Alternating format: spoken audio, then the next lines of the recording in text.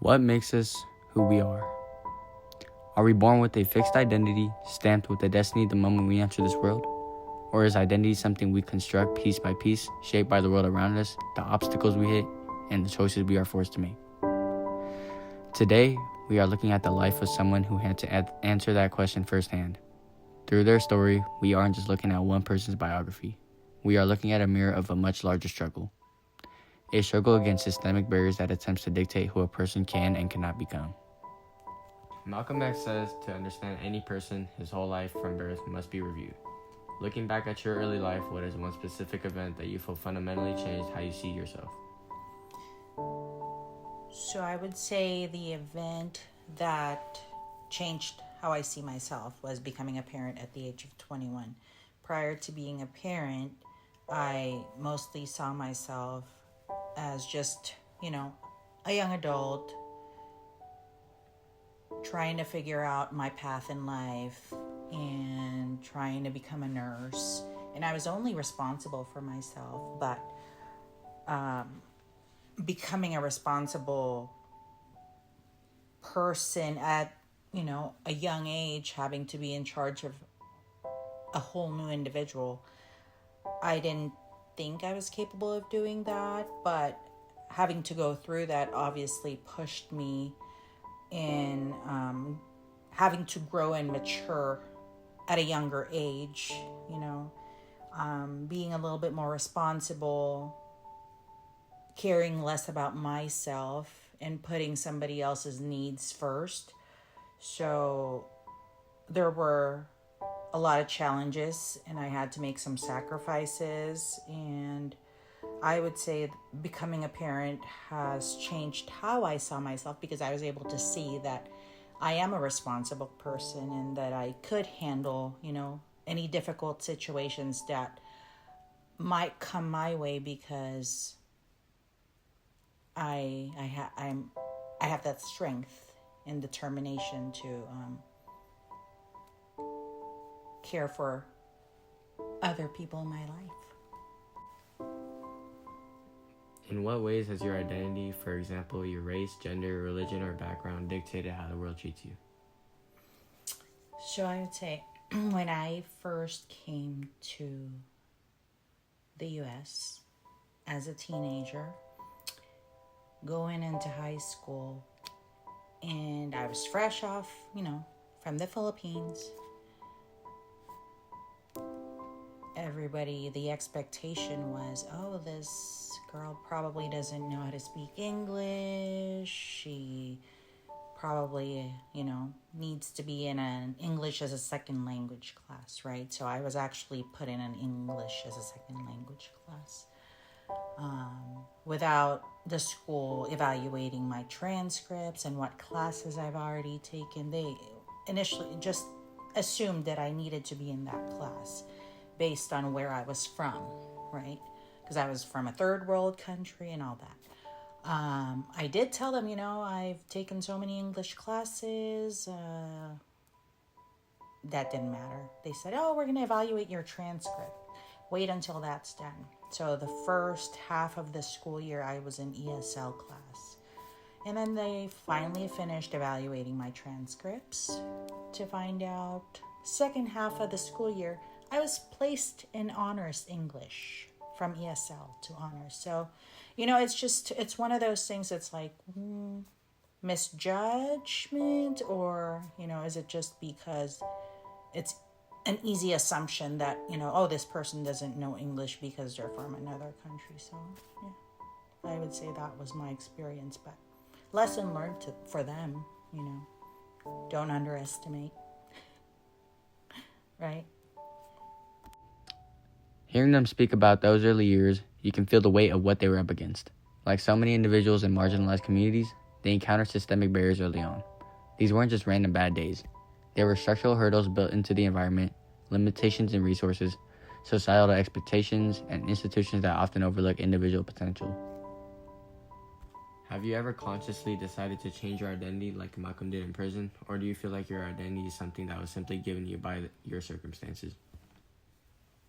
I mean, I would say I never really thought about changing my identity, but In high school, being new to this country, I felt like I had to adapt to the culture. And, I came from a country with very, I want to say, very reserved values. So I felt like I had to adjust, and, it was such a culture shock. So I had to adjust and adapt and, be like everybody else, right? Like, have less of my reserved values and, my religious values. I kind of had to like put aside some of them just so I could feel, like I'm in, right? I'm in the in crowd. So not so much as my whole personality, but I would say had to forgo my values and adapt to the, the culture in America.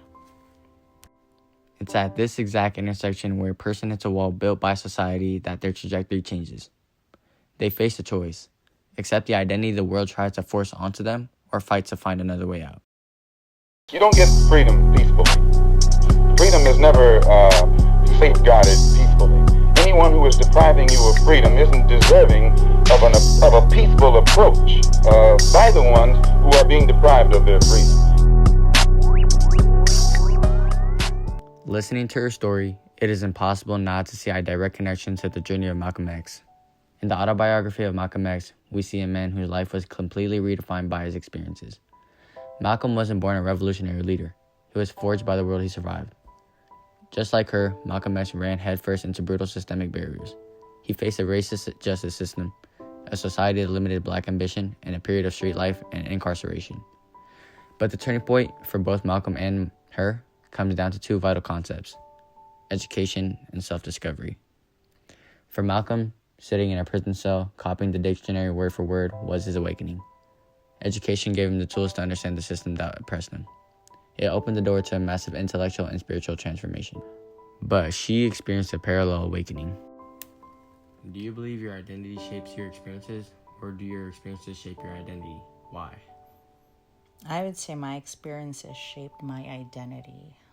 I would not be the strong, independent healthcare professional that I am now had it not been for my experiences in life, being a young mom, struggling throughout, my young adulthood, and having to be a provider for my children as young as I was, and having to mature early.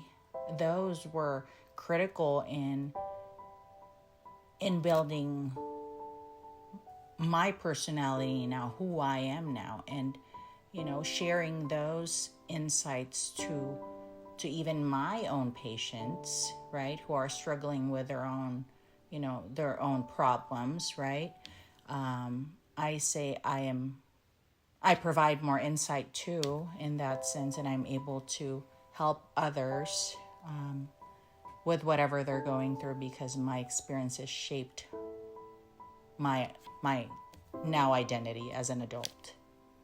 When they spoke about that moment of change, it sounded exactly like Malcolm's chapters on his enlightenment. It proves that education isn't just about sitting in a classroom and getting a grade.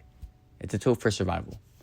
Through his pursuit of knowledge, both Malcolm X and her underwent a deep process of self-discovery.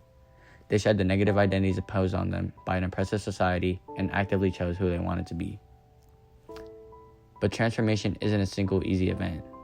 It's an ongoing battle. As she added more details to her story, it became clear that breaking away from systemic limitations requires constant resilience.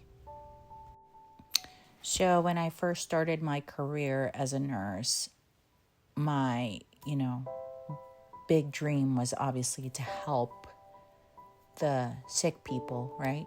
To be of service to anyone who's needing care in the healthcare community, right? May it be at the hospital or anywhere else. And that was that dream.